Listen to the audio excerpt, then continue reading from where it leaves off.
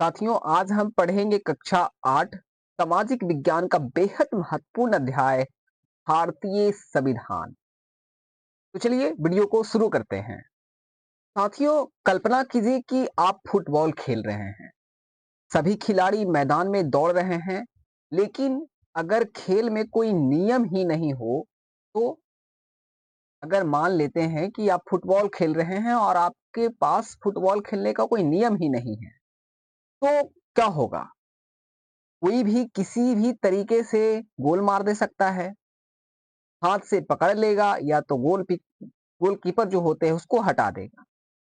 तो क्या खेल सही चलेगा? तो आपका जवाब होगा बिल्कुल नहीं। वैसे ही देश को चलाने के लिए भी नियम चाहिए।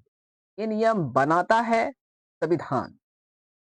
संविधान यह हमें बताता है कि सरकार कैसे चलेगी, नागरिकों के क्या अधिकार होंगे और हमारी जिम्मेदारियां क्या होगी। तो ये सब बताता है हमारा संविधान। वीडियो को अंत तक जरूर देखिएगा। अगर वीडियो पसंद आए तो हमारे वीडियो को लाइक और हमारे चैनल को सब्सक्राइब जरूर कीजिएगा। साथियों, अगर इस वीडियो का अगर आपको नोट्स चाहिए तो आप मुझे कमेंट में जरूर लिखेंगे। भारतीय संविधान। साथियों, किसी भी देश को संविधान की जरूरत क्यों पड़ती है? तो हर देश को अपने देश को ठीक से चलाने के लिए कुछ नियमों की जरूरत होती है और इन नियमों को ही हम संविधान कहते हैं। यह संविधान देश के लोगों को यह बताता है कि सरकार कैसे चुनी जाएगी, वह कैसे काम करेगी और नागरिकों के क्या अधिकार मिलेंगे। दोस्तों, संविधान क्या है? तो संविधान किसी भी देश को ठीक से चलाने के लिए जो कुछ नियमों की जरूरत होती है, उन्हीं नियमों को हम संविधान कहते हैं। संविधान में कुछ नियम लिखे गए हैं, जिससे हमारा ये इतना बड़ा जो देश है, इसी से चलता है। उसमें कैसे सरकार चुनी जाएगी, वह कैसे काम करेगी और नागरिकों के क्या अधिकार होंगे और बहुत सारी चीजें जो हैं, इस किताब में यानी ये जो संविधान है, इसमें लिखा गया है। अब है संविधान की जरूरत क्यों होती है? तो संविधान को जरूरत इसलिए होती है, संविधान यह तय करता है कि देश किस रास्ते पर चलेगा और उसमें सबके लिए समानता, न्याय और स्वतंत्रता जैसे आदर्शों को जगह मिलेगी। तो हमें इसलिए जरूरत पड़ती है कि हर किसी को समानता मिले, किसी को बड़ा छोटा या किसी को अन्याय ना हो, सबको न्याय मिले, स्वतंत्रता मिले, हम कहीं भी घूम फिर सके, कहीं आ जा सके, बोल सके। तो ये सब चीजें हमें संविधान देती है, इसलिए हमें संविधान की जरूरत होती है। वहीं अलग अलग समुदाय के बीच एकता बनाए रखने और सभी को साथ लेकर चलने में संविधान मदद करता है। और तीसरा पॉइंट है, यह सुनिश्चित करता है कि सरकार की ताकत सीमित रहे और वह जनता के हक में काम करे।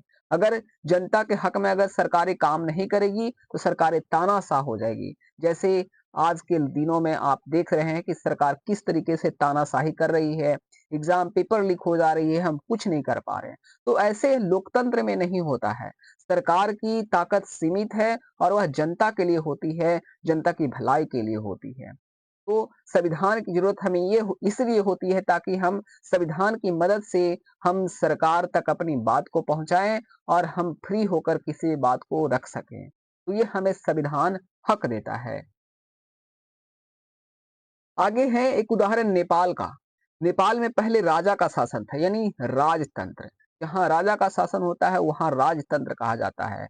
हमारा जो देश है लोकतंत्र है, यानी लोगों का तंत्र है, लोगों का शासन है। जहाँ पे लोग क्या होते हैं, मालिक होते हैं और जो सरकारें होती है वो हमारे लिए काम करती है। तो एक उदाहरण है नेपाल का। यहाँ पे क्या था, पहले जो था यहाँ पे राजतंत्र था। वहां पे पुराना संविधान राजा को सबसे पहले ऊपर मानता था। मतलब संविधान राजा को सबसे पहले ऊपर मानता था। वहां का पुराना संविधान जो है राजा को ही सब कुछ मानता था। राजा को ही बातें लोग मानते थे, राजा के बात काम करते थे, उन्हीं के जो भी बोला जाता था जो राजा बोलता था वही लोग काम करते थे। लेकिन लोकतंत्र चाहते थे। तो भी नेपाल के लोग हैं वो चाहते थे कि लोकतंत्र हो, हमारा शासन हो, हम क्या करें, लोगों को, सरकारों को हम अपनी राय बताएं। पर ऐसा तो ऐसा नहीं हो सकता था क्योंकि वहाँ पे राजतंत्र था। तो क्या है कि यानी ऐसी सरकार जो जनता द्वारा चुनी जाए। मतलब लोकतंत्र में क्या होता है कि जनता ही सरकार को चुनती है, जनता ही किसी ऐसे व्यक्ति को चुनती है जो हमारे लिए काम करे, हमारे भलाई के लिए सोचे। तो लोकतंत्र में ये सभी होता है। ठीक है दोस्तों, आप जो भारत देश में रहते हैं, जिस देश में हम रहते हैं, यहाँ पे लोकतंत्र है। यहाँ पे हम किसी भी पार्टी के सदस्य को हम चुनते हैं, किसी भी नेता को, विधायक को या फिर हम सांसद को चुनते हैं। किसी को मुख्यमंत्री को, तो ये हम चुनते हैं उनको और हम ही उनको गद्दी पे बैठाते हैं ताकि वो हमारे लिए अच्छा काम कर सके, हमारे हेल्थ के लिए, हमारे एजुकेशन के लिए और भी बहुत सारी चीज़ों के लिए हमें वो काम कर सके। ठीक है? तो वही 1990 में लोकतंत्र आया, लेकिन राजा ने फिर से सत्ता हथिया ली थी, है ना? जनता ने संघर्ष किया और 2006 में राजा को सत्ता छोड़नी पड़ी, है ना? 1990 में आया, लेकिन राजा ने फिर से अपना जो गद्दी है अपने हाथों में ले लिया और फिर से राज करने लगा। परंतु जनता ने संघर्ष किया और 2006 में राजा ने सत्ता को जो राजा का सत्ता था उनको छोड़ना पड़ा और 2008 में नेपाल से राजतंत्र खत्म हो गया और लोकतंत्र की शुरुआत हुई। तो दोस्तों, नेपाल में लोकतंत्र की शुरुआत कब हुई? तो याद रखेंगे कि 2008 में नेपाल में लोकतंत्र की शुरुआत हुई थी। वहीं लोगों ने एक नया संविधान चाहा क्योंकि पुराना संविधान लोकतंत्र के अनुकूल नहीं था। उसके लिए उन्होंने संघर्ष किया और नया संविधान के लिए पुराने जो संविधान था उनके अनुकूल नहीं था, इसलिए नए संविधान को उन्होंने मांग किया। आगे है मूलभूत नियम का उदाहरण। मूलभूत नियम संविधान से हमें क्या मिलती है? तो जैसे स्कूल में नियम होता है, ठीक है? जैसे आप कोई भी स्कूल में जाते हैं तो वहाँ पे कुछ नियम कानून होते हैं कि आप अगर आएँगे तो सबसे पहले प्रेयर करेंगे, और उसके बाद हम क्लास में जाएँगे, पूरे मैनेजमेंट करेंगे। तो ये सब चीज़ें जो होती है स्कूल का नियम होता है जो आपके प्रिंसिपल द्वारा बनाया जाता है ना? जैसे समय पर आना ज़रूरी होता है, आप विदाउट टाइम नहीं आ सकते हैं कि जब मन करे तब आप चले जाएँ, ऐसा आप नहीं कर सकते हैं। है ना? अगर यह नियम ना हो तो अनुशासन बिगड़ जाएगा। ऐसे ही देश को चलाने के लिए भी मूलभूत नियम ज़रूरी होते हैं। ऐसे नहीं कि मतलब इतने बड़े अगर हम इतने छोटे से घर में देखते हैं कि अगर हम एक तरीके से अगर काम नहीं करें तो क्या होगा सारे पूरे जैसे-तैसे हो जाएगा। जैसे स्कूल में आप देखते हैं कि अगर समय से कोई बच्चा नहीं आएगा तो कोई भी पढ़ नहीं पाएगा। तो इसीलिए इसी प्रकार देश को चलाने के लिए भी एक अच्छा-सा नियम होना चाहिए, इसलिए हमारे ये संविधान की ज़रूरत पड़ती है। इससे निष्कर्ष यही निकलता है कि संविधान देश के लिए एक दिशा निर्देश होता है। नेपाल की जनता ने भी इसलिए नया संविधान अपनाया ताकि वे लोकतंत्र के रास्ते पर चल सके और एक बेहतर समाज बना सके। तो लोकतंत्र में ये बहुत ही महत्वपूर्ण हो जाता है। ठीक है दोस्तों, आगे की ओर चलते हैं। आगे है संविधान का दूसरा मुख्य उद्देश्य। संविधान का दूसरा मुख्य उद्देश्य क्या है? तो संविधान का एक और महत्वपूर्ण उद्देश्य यह होता है कि वह देश की राजनीति व्यवस्था तय करे। यानी सरकार कैसे बनेगी, कौन चलाएगा और उसके काम करने के क्या नियम होंगे। तो ये दूसरा सबसे महत्वपूर्ण उद्देश्य संविधान का ये होता है कि देश की राजनीति के है उसको व्यवस्था तय करता है, किस प्रकार सरकारें चलती है, किस प्रकार सरकारें बनेगी और उसके काम के नियम क्या-क्या होंगे, ये हमारा संविधान ही तय करता है। इसमें पहला है लोकतंत्र में संविधान क्यों ज़रूरी है? तो लोकतंत्र में जनता अपने नेताओं को चुनती है, लेकिन कभी-कभी ये नेता सत्ता का गलत इस्तेमाल कर सकते हैं। संविधान ऐसे नियम बनाता है जिससे नियमों नेताओं की शक्ति सीमित रहती है और वे जनता के हित में काम करती है। तो ये लोकतंत्र में संविधान ज़रूरी है हमारे देश के राजनीति के व्यवस्था को बनाए रखने के लिए। अभी हाल ही में 130वां संविधान संशोधन हुआ जिसमें ये बातें बताई गई है, ये लागू किया गया है कि कोई भी ऐसे मुख्यमंत्री जिनके ऊपर मुकदमा है, तो वो कम से कम अगर 1 महीने अगर जेल में रहते हैं तो उनको उस टाइम उनको गद्दी छोड़ना पड़ेगा यानी अपने पद से उनको इस्तीफा देना पड़ेगा। 130वां संविधान संशोधन में ये बताया गया है जो हाल ही में अभी ही इसको लागू किया गया है। ठीक है दोस्तों, याद रखेंगे इसको। आगे है दूसरा है संविधान हमारे अधिकारों की रक्षा करता है। जो हमारे अधिकार है, मौलिक अधिकार है, जैसे समानता का अधिकार जो कहता है कि किसी के साथ धर्म, जाति, लिंग या जन्म स्थान के आधार पर भेदभाव नहीं होगा। किसी के साथ आप धर्म के नाम पर, जाति के नाम पर या लिंग या जन्म स्थान के नाम पर उसके साथ आप दुर्व्यवहार नहीं कर सकते, भेदभाव नहीं कर सकते हैं। ये हमारा क्या है? अधिकार है, मौलिक अधिकार है। अगर कोई इस प्रकार से अगर कोई आपको ट्रीट करता है, कोई परेशान करता है धर्म के नाम पे, जाति के नाम पे, तो ये एक अपराध है, इसे आप जान लो। ये कभी भी आपको एक सलाखों के पीछे चला सकता है, जेलों के पीछे चला सकता है। तो ये हमारा अधिकार है कि हम किसी भी जाति धर्म के हों, पर हमें ये इसके लिए हमें कोई ट्रीट नहीं करेगा, ये नहीं बोलेगा कि तुम ये हो, तुम गंदे हो, तुम फलाना हो, है ना? तुम मतलब कोई ऐसा हमको नीच करके ऐसा कुछ करके बात नहीं करेगा, ठीक है? तो ये हमारे क्या मौलिक अधिकार दिए गए हैं, जिससे हमारा जो है ये संविधान ही हमारा है जो हमारे मौलिक अधिकारों की रक्षा करता है। और तीसरा है अल्पसंख्यकों की सुरक्षा यानी संविधान यह सुनिश्चित करता है कि बहुसंख्यक जिनकी संख्या ज़्यादा है, यानी अपनी संख्या के बल पर अल्पसंख्यकों यानी जिनकी कम संख्या है, के अधिकार न छीने। मतलब ऐसा नहीं कि कोई बहुत बड़ी जिसकी संख्या है, तो ऐसा नहीं है कि जो जिसकी संख्या कम है उसके अधिकार को मतलब छीन लो, जो उसके है अपना अधिकार वो उसके कुछ मानो ही नहीं। तो ये हमें संविधान है जो ये हमको सुरक्षा देता है इससे भी कि कोई जो बहुसंख्यक है वो अल्पसंख्यकों के अधिकार को न छीने। इससे किसी भी समुदाय को दबाने की कोशिश को रोका जा सकता है, चाहे वह 2 अलग समुदाय के बीच हो यानी अंतर सामुदायिक हो या एक ही समुदाय के अंदर हो यानी अंतः सामुदायिक हो। तो किसी भी कोई भी समुदाय किसी को दबा नहीं सकता है, चाहे वो बहुसंख्यक हो, चाहे वो अल्पसंख्यक हो। है ना? बहुसंख्यक है तो ऐसा नहीं कि अल्पसंख्यकों को वो कुछ बातें बोलकर या अपने बस में कर सकता है, ऐसा कुछ भी नहीं है। संविधान हमें इसके लिए बहुत ही स्ट्रिक्ट पनिशमेंट देती है और इसके लिए बहुत सारी कुछ नियमें लिखी गई है। तो ये हमें संविधान ही अधिकार देता है कि कोई भी बहुसंख्यक अल्पसंख्यकों के अधिकार को न छीने। ठीक है दोस्तों, आगे की ओर चलते हैं। तो ये सभी बातों से यही निष्कर्ष निकलता है कि संविधान सिर्फ नियमों की किताब नहीं है, बल्कि यह सुनिश्चित करता है कि हर नागरिक के साथ न्याय हो, किसी को दबाया ना जाए और देश की राजनीतिक व्यवस्था ठीक से चले, यही लोकतंत्र की असली पहचान है। तो ये हमारे भारतीय संविधान का बहुत ही सुंदर और बहुत ही एक आप कह सकते हैं कि मतलब बनाया हुआ बातें हैं जो मतलब हमारे देश को, हमारे सिस्टम को चलाने में मदद करता है और हमें मौलिक अधिकारें हमारे जितने भी चीज़ें हैं, मौलिक अधिकारें हैं, उन सभी को भी बचाता है और जो राजनीतिक व्यवस्था है उसको ठीक से चलाता है। तो ये संविधान ही हमें ये बताता है। चलिए दोस्तों आगे की ओर चलते हैं। आगे है भारत संविधान का तीसरा महत्वपूर्ण कारण।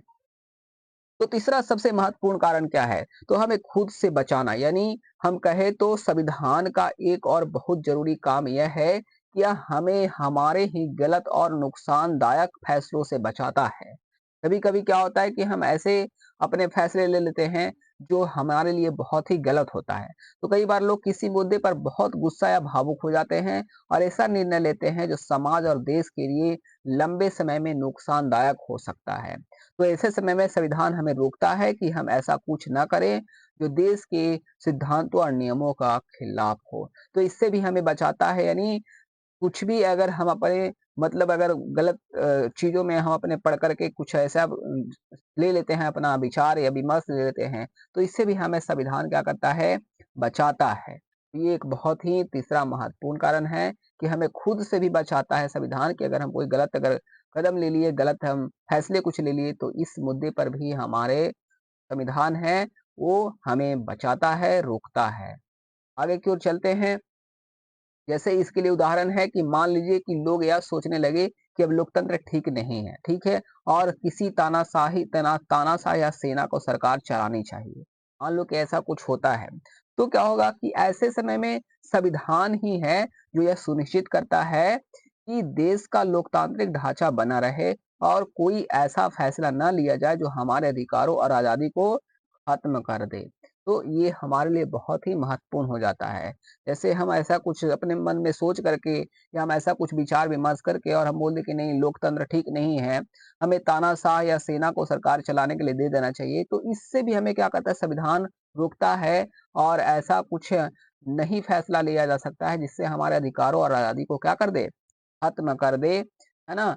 तो इसलिए हमें ये बहुत ही ज़रूरी हो जाता है। तो इससे हमें ये निष्कर्ष निकलता है कि संविधान हमें हमारे गलत या भावनात्मक फैसलों से भी बचाता है और यह नागरिकों के अधिकारों, आज़ादी और लोकतंत्र की रक्षा करता है, ताकि देश में स्थिरता बनी रहे और लोग सुरक्षित रहे। ये बहुत ही महत्वपूर्ण है दोस्तों। तो आगे की ओर चलते हैं। अब है संघवाद यानी फेडरलिज्म। संघवाद क्या होता है? तो भारत में एक से ज्यादा स्तर की सरकारें होती है, जैसे केंद्र सरकार, राज्य सरकार और स्थानीय सरकार जैसे पंचायतें, है ना। इसका कारण यह है कि भारत एक बड़ा और विविधताओं वाला देश है, जहाँ हर इलाके की जरूरतें अलग अलग होती है।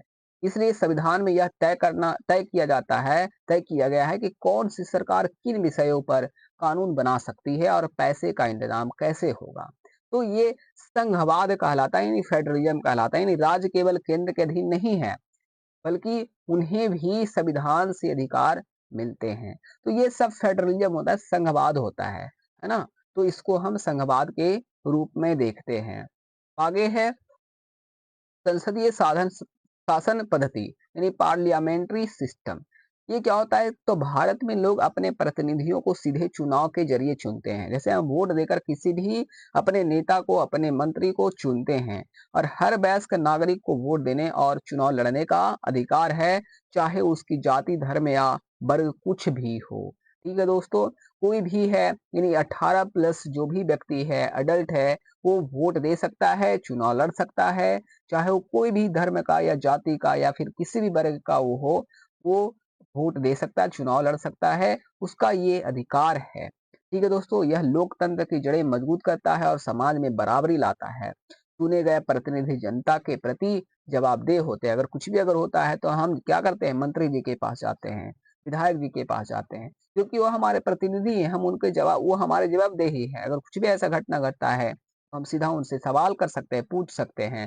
जैसे मोदी जी अगर कुछ गलत कदम हमारे लिए ले लें, तो हम क्या कर सकते हैं? हम उनसे सवाल पूछेंगे, और पूछते भी हैं लोग। ठीक है, तो इस प्रकार से हम क्या कर सकते हैं कि अपने प्रतिनिधि को जो चुनते हैं हम, उनके प्रति क्या होता है? जवाबदेह होता है, और हमें उनको जवाब देना पड़ेगा। इसलिए ये एक बहुत ही तो ये सब सभी संसदीय शासन पद्धति यानी पार्लियामेंट्री सिस्टम में आता है। ठीक है दोस्तों, आगे की ओर बढ़ते हैं, है ना। सरकार के 3 मुख्य अंग हैं। पहला है विधायिका, जो कानून बनाती है। कार्यपालिका है, जो सरकारें चलाती है और कानून लागू करती है। वहीं न्यायपालिका यानी जुडिशरी, यानी कानून की व्याख्या करती है और न्याय देती है ना। इन तीनों अंगों की शक्तियां अलग अलग होती है, ताकि कोई भी एक अंग बहुत ज्यादा ताकतवर न हो जाए। ऐसा नहीं है ना। तीनों अंग एक दूसरे से क्या है? इंटर रिलेटेड है। अगर कोई भी ऐसा नहीं है कि कोई भी जो तीनों अंग है सरकार के, वो कोई ज्यादा या कम है। सभी तीनों अंग बहुत ही महत्वपूर्ण है ना। विधायिका जो है कानून बनाने का काम करती है, कार्यपालिका यानी एग्जीक्यूटिव जो होती है सरकारें चलाती है और कानून लागू करती है, और न्यायपालिका हो जाती है जो बना हुआ कानून होता है उसको लागू करवाती है, उसको देखती है, उसको व्याख्या करती है, और जो गलत कोई काम करवाता है या गलत कोई करता है उसको पनिशमेंट भी करती है ना। न्याय भी देती है जो अच्छा काम करता है। तो ये भी चीजें जो है सरकार के मुख्य रूप से 3 अंग में आते हैं, यानी इसको कहते हैं सेपरेशन ऑफ पावर, इन शक्तियों का बंटवारा, है ना। कोई किसी के पास अगर एक के पास अगर ज्यादा शक्ति दे देंगे तो क्या कर देगा? वो तो राजा का हो जाएगा, राजतंत्र हो जाएगा, है ना। तो इसलिए सरकार जो होती है अलग अलग भागों में बटे होते हैं, और मुख्य रूप से ये 3 भाग में बटे हैं। विधायिका यानी लेजिस्लेचर, कार्यपालिका एग्जीक्यूटिव, न्यायपालिका जुडिशियरी। तो ये मुख्य 3 अंग हैं, यानी सेपरेशन ऑफ पावर है, यानी शक्तियों का बंटवारा किया गया है। तीनों शक्तियों का क्या, तीनों अंगों का क्या है? अलग अलग शक्ति होती है ना, ताकि कोई भी एक क्या है, कोई भी एक ज्यादा ताकतवर न हो जाए, है ना। आगे चलते हैं, शक्तियों का बंटवारा, सेपरेशन ऑफ पावर। तो इसमें सबसे पहले आता है मौलिक अधिकार यानी फंडामेंटल राइट्स। संविधान नागरिकों को कुछ जरूरी और सुरक्षित अधिकार देता है, जैसे बोलने की आजादी, धर्म की आजादी, समानता का अधिकार, है ना। तो ये सब क्या हमारा मौलिक अधिकार है ना। ये अधिकार सरकार के गलत इस्तेमाल से लोगों को बचाते हैं। अल्पसंख्यकों को किसी भी विशेष अधिकार मिले हैं, ताकि उनकी पहचान और संस्कृति की रक्षा हो सके, है ना। और नीति निर्देशक तत्व भी संविधान का हिस्सा है, जो सरकार को समाज के विकास और गरीबों की मदद के लिए दिशा दिखाते हैं। तो ये सब हमारा मौलिक अधिकार है, फंडामेंटल राइट्स है। ठीक है दोस्तों, आगे है धर्मनिरपेक्षता सेकुलरिज्म, यानी भारत एक धर्मनिरपेक्ष राज्य है, यानी सरकार किसी भी धर्म को अपना राजकीय धर्म नहीं मानती, सभी धर्मों को समान सम्मान और आज़ादी मिलती है। यहाँ क्या है, धर्मनिरपेक्ष है, यानी सेकुलरिज्म है। कोई भी धर्म जो है, किसी भी धर्म जाति को एक दूसरे को हीन भावना से नहीं देख सकते हैं। सब धर्म अपने आप में यहाँ पे फ्री है। कोई भी धर्म किसी भी धर्म को अपना सकता है। कोई भी व्यक्ति अपने मन से कोई भी अपने फ्री है, वो किसी भी धर्म में अपना सकता है, किसी भी धर्म को वो अपना सकता है।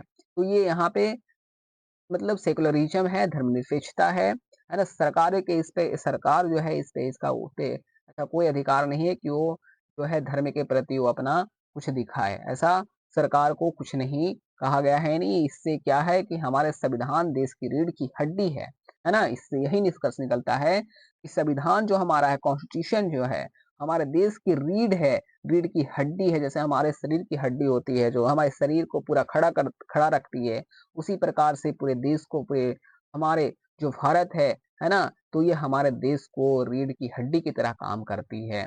यह तय करता है कि देश कैसे चलेगा, सरकारें क्या करेगी और नागरिकों के क्या अधिकार होंगे। तो यह सब क्या बताता है, कौन बताता है? तो संविधान ही हमारे बताता है। ठीक है दोस्तों, अब हम प्रश्न की ओर चलते हैं। इसमें पहला प्रश्न पेज नंबर 6 में दिया गया है। ठीक है दोस्तों, पहला प्रश्न ये था कि मूलभूत यानी कॉन्स्टिट्यूशिव शब्द से आप क्या समझते हैं? अपने रोजमर्रा के जीवन के आधार पर मूलभूत नियम का एक उदाहरण। तो मूलभूत शब्द से क्या है? तो वैसा नियम या कानून जो समाज का स्वरूप तय करता है, जो समाज का स्वरूप तय करता है और अलग-अलग समाजों के बीच फ़र्क पता करता है, वह मूलभूत कहलाता है। जैसे हमारे स्कूल में समय पर आना एक मूलभूत नियम है। ठीक है दोस्तों? मूलभूत वही होता है, कॉन्स्टिट्यूशन वो होता है जो क्या करता है, कानून समाज का स्वरूप तय करता है। ठीक है? मतलब कानून के बारे समाज के बारे में वो एक बताता है कि क्या है, क्या नहीं है। समाजों के बीच फ़र्क पता करता है, तो उसी को हम मूलभूत कहते हैं। जैसे हमारे सरूर जो स्कूल है, समय पर आना एक मूलभूत नियम है। आगे है दूसरा प्रश्न जो पेज नंबर 6 में ही है, नेपाल की जनता का एक नया संविधान क्यों चाहती थी? जो नेपाल की जनता है, एक नया संविधान क्यों चाहती थी? तो इसका सही उत्तर है कि नेपाल की जनता एक नया संविधान इसलिए चाहती थी क्योंकि पहले का संविधान राजा द्वारा नियंत्रित राजशाही यानी राजतंत्र का था, है ना? राजशाही शासन के अनुसार बना था, जिसमें लोकतंत्र की जगह नहीं थी। इसलिए 2008 में राजशाही खत्म होने के बाद नेपाल को एक नए लोकतांत्रिक संविधान की जरूरत पड़ी, और ताकि देश जन इच्छा से चल सके, न कि राजा की मर्जी से। तो ये इसका सही उत्तर होगा। ठीक है दोस्तों, अगर वीडियो पसंद आया है तो प्लीज़ दोस्तों हमारी वीडियो को लाइक कर दीजिए और चैनल को ज़रूर सब्सक्राइब कर लीजिए। अगर इस वीडियो का पीडीएफ चाहिए तो हमें कमेंट में ज़रूर लिखिए पीडीएफ नोट्स। आगे है प्रश्न नंबर 3 जो पेज नंबर 7 में है। तीसरा प्रश्न है कि मॉनिटर अपनी शक्ति का किस तरह दुरुपयोग कर रहा है? तो इसका सही उत्तर होगा जो सुरेश है, जो कक्षा का मॉनिटर है, अपनी शक्ति का दुरुपयोग इस तरह कर रहा है कि जैसे ही अध्यापिका बाहर जाती है, वह अपना अनारकली को तंग करने लगता है। यानी मॉनिटर होने का मतलब यह नहीं कि वह बच्चों को परेशान करे या अपने पद का गलत फायदा उठाए। यह स्पष्ट रूप से शक्ति के दुरुपयोग का उदाहरण है। तो इस प्रकार क्या है, जो मॉनिटर है अपनी शक्ति का दुरुपयोग कर रहा है। अगला प्रश्न है जो पेज नंबर 7 प्रश्न 4 है। नीचे दी गई किस परिस्थिति में मंत्री को अपनी सत्ता के दुरुपयोग का दोषी कहा जाएगा? तो ख का जो है, जब वह अपने पड़ोसी को अपने सुरक्षा कर्मियों से पिटवाने की धमकी देता है, ये इस परिस्थिति में मंत्री को अपनी सत्ता के लिए दुरुपयोग का दोषी कहा जाएगा। वहीं जो ग भी जो होगा, वो भी है जब वह थाने में फ़ोन करके पुलिस अधिकारियों पर दबाव डालता है कि वह किसी दोषी रिश्तेदार के खिलाफ एफआईआर दर्ज ना किया जाए। तो इन दोनों परिस्थितियों में जो है ना किया जाए। मतलब फ़ोन करके नेताजी कहते हैं कि इसको कुछ नहीं करना, एफआईआर नहीं लिखना, ऐसे कोई दबाव डालते हैं पुलिस पर। तो ये क्या है, जो मंत्री जी हैं वो अपने सत्ता का दुरुपयोग कर रहे हैं। तो इन दोनों परिस्थितियों में क्या है, मंत्री जी निजी स्वार्थ के लिए अपने पद और अधिकारों का गलत उपयोग कर रहे हैं, जो सत्ता का दुरुपयोग कहलाता है। ठीक है दोस्तों, आगे क्वेश्चन नंबर है पेज नंबर 9 का। शबनम इस बात पर क्यों खुश हो रही थी कि उसने टीवी नहीं देखा? ऐसी स्थिति में आप क्या करते? अगर मान लो शबनम खुश हो रही थी कि वो टीवी नहीं देखी, है ना?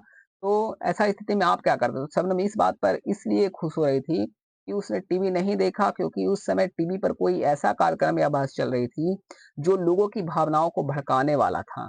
अगर शबनम ने वह टीवी कार्यक्रम देखा होता, तो वह भी शायद किसी उग्र या भावनात्मक विचार के प्रभाव में आ जाती और ऐसा निर्णय ले लेती, जो तर्कसंगत ना होता और वह देश और समाज के व्यापक हित में ना होता। इसलिए ये शबनम खुश हो रही थी कि टीवी उन्होंने नहीं देखा, है ना? तो इस स्थिति में हम यही करते कि हम भी भड़काऊ वाले जो है भावनात्मक है, वो हम ना देखते तो सही रहता।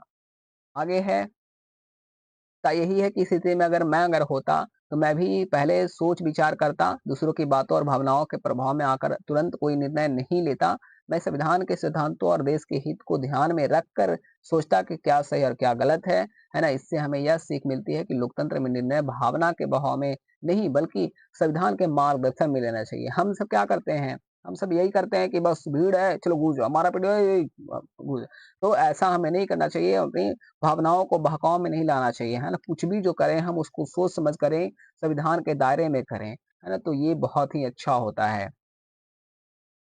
आगे पेज नंबर 3 है, जो प्रश्न है राज्य और सरकार के बीच क्या फ़र्क होता है? तो राज्य और सरकार दोनों अलग-अलग चीज़ें हैं।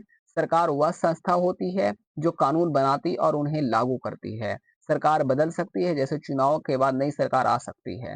राज्य क्या है? राज्य एक बड़ी राजनीतिक संस्था होती है, जो एक तय भूभाग यानी एक इलाका में रहने वाले सब प्रभु लोगों का प्रतिनिधित्व करता है। यानी सरकार राज्य का एक हिस्सा होती है, लेकिन राज्य का मतलब सिर्फ सरकार नहीं होता है। तो ये राज्य और सरकार के बीच में ये मुख्य रूप से अंतर है।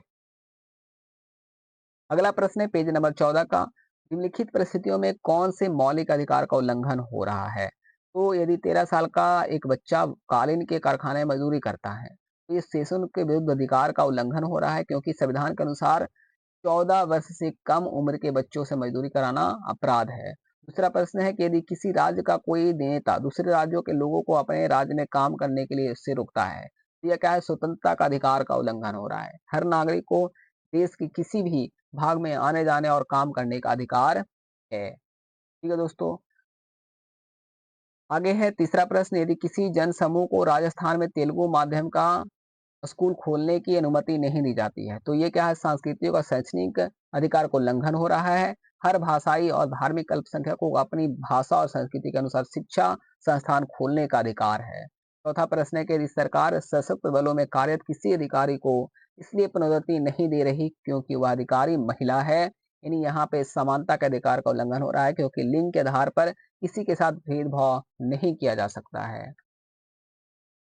पेज नंबर 15 का प्रश्न है, संविधान में मूल कर्तव्यों का भी उल्लेख किया गया है। अपने शिक्षक की सहायता से पता लगाएं कि वे कौन से कर्तव्य हैं और लोकतंत्र में नागरिकों द्वारा इन कर्तव्यों का पालन करना क्यों महत्वपूर्ण है। इसका सही उत्तर है, संविधान में बताए गए मूल कर्तव्य फंडामेंटल ड्यूटीज, भारतीय संविधान के अनुच्छेद 51A में 11 मूल कर्तव्य का उल्लेख किया गया है। ये कर्तव्य हर नागरिक को अपने देश और समाज के प्रति निभाने चाहिए।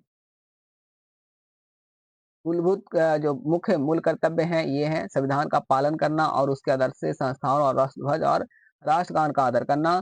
दूसरा है स्वतंत्रता संग्राम के आदर्शों को याद रखना और उन्हें सम्मान देना। तीसरा है भारत की एकता और अखंडता की रक्षा करना और उसे मजबूत करना। चौथा है देश की रक्षा और जरूरत पड़ने पर सेवा करना। पांचवा है सभी धर्मों और भाषाओं और संस्कृतियों के प्रति सहनशीलता और भाईचारे की भावना रखना। और आगे है महिलाओं का सम्मान करना, उनके खिलाफ हिंसा से बचना। सातवां है प्राकृतिक पर्यावरण जैसे पेड़ पौधे नदियां वन्य जीव आदि की रक्षा करना। आठवां है वैज्ञानिक सोच मानवता और सुधार की मानवता को बढ़ावा देना। और नौवां है सार्वजनिक संपत्ति की रक्षा करना और नुकसान से बचाना। 10वां है व्यक्तिगत और सामूहिक स्तर पर अनुशासन और उत्कृष्टता की भावना विकसित करना। और 11वां है अपने बच्चे को 6 से 14 साल तक की शिक्षा दिलाना। ये 2002 में जोड़ा गया था संविधान में। आगे लोकतंत्र में इन नियमों का पालन क्यों जरूरी है? तो लोकतंत्र सिर्फ अधिकारों पर नहीं है, कर्तव्यों के पालन पर भी आधारित होता है। अगर हर नागरिक अपने कर्तव्यों का पालन करेगा, जैसे कानून का सम्मान, पर्यावरण की रक्षा, देश की एकता बनाए रखना, तो समाज सुरक्षित, मजबूत और विकासशील बनेगा। हर नागरिक की जिम्मेदारी है कि वे देश के लिए अच्छा सोचे, मिलजुल कर रहे और अपने व्यवहार से देश के लोकतंत्र को मजबूत करे। इसलिए मूल कर्तव्यों का पालन करना देश और समाज के दोनों के लिए बहुत महत्वपूर्ण है। तो ये प्रश्न का सही उत्तर कितना होगा? आगे है अभ्यास से जो चैप्टर के प्रश्न में दिया गया है। पहला प्रश्न है किसी लोकतांत्रिक देश को संविधान की जरूरत क्यों पड़ती है? तो इसमें पहला प्रश्न का उत्तर है कि लोकतांत्रिक देश में संविधान की जरूरत होती है क्योंकि यह सरकार को सीमाएं बताता है, नागरिक के अधिकार तय करता है और सबके लिए नियमों की व्यवस्था करता है ताकि सबके साथ न्याय हो सके। दूसरा प्रश्न है नीचे दिए गए तालिका को देखकर बताइए कि नेपाल में संविधान परिवर्तन 1990 तथा 2015 का क्या अंतर था। तालिका के अनुसार यही है कि 1990 का संविधान नेपाल को संवैधानिक राजतंत्र घोषित करता था। इसमें राजा और निर्वाचित सरकारें दोनों की भूमिका थी। 2015 का संविधान नेपाल को धर्मनिरपेक्ष लोकतांत्रिक गणराज्य घोषित करता है, यानी राजा की भूमि खत्म और जनता की चुनी हुई सरकार को पूरी सत्ता। तो ये दोनों में मुख्य अंतर ये है कि 1990 में राजा था, 2015 में नेपाल पूरी तरह से गणराज्य बन गया, यानी लोकतंत्र बन गया है। तीसरा प्रश्न है नेपाल के दो वर्गों यानी संविधान के समर्थकों और विरोधियों ने एक दूसरे के विचारों को क्यों गलत बताया? क्योंकि एक राजा की सत्ता को जरूरी मानता था, वहीं दूसरे वर्ग चाहता था कि जनता को पूरी स्वतंत्रता मिले, इसलिए उनके विचार एक दूसरे से क्या थे? टकराते थे। चौथा प्रश्न है निम्नलिखित अनुच्छेद में किन किन में अधिकारों की बात की गई है, किन किन में कर्तव्यों की? तो अनुच्छेद 17 है 2015 अधिकार का बात करता है, अनुच्छेद 35 1990 का है अधिकार का बात करता है, अनुच्छेद 51 2015 कर्तव्य का बात करता है, अनुच्छेद 36 1990 यानी कर्तव्य का बात करता है। पांचवा प्रश्न है कि सोचिए अगर आप अपने घर में या स्कूल में दूसरों के साथ न्याय नहीं करते या उनका सम्मान नहीं करते तो क्या होगा? तो अगर हम घर या स्कूल में दूसरों के साथ न्याय नहीं करेंगे या उनका सम्मान नहीं करेंगे तो झगड़े और गलतफहमियां बढ़ेगी। एक अच्छा और शांतिपूर्ण माहौल नहीं बनेगा। इसलिए इसी तरह देश में भी सबके अधिकारों और कर्तव्यों का पालन जरूरी है ताकि समाज में शांति, समानता और विकास हो सके। तो दोस्तों ये सभी प्रश्नों का उत्तर और हमने बहुत ही सरल और सिंपल भाषा में हम इस चैप्टर को पढ़ लिए। तो दोस्तों अगर वीडियो आपको पसंद आया है तो प्लीज़ दोस्तों हमारे वीडियो को लाइक कर दीजिए, चैनल को सब्सक्राइब कर दीजिए और वीडियो को शेयर ज़रूर कर दें।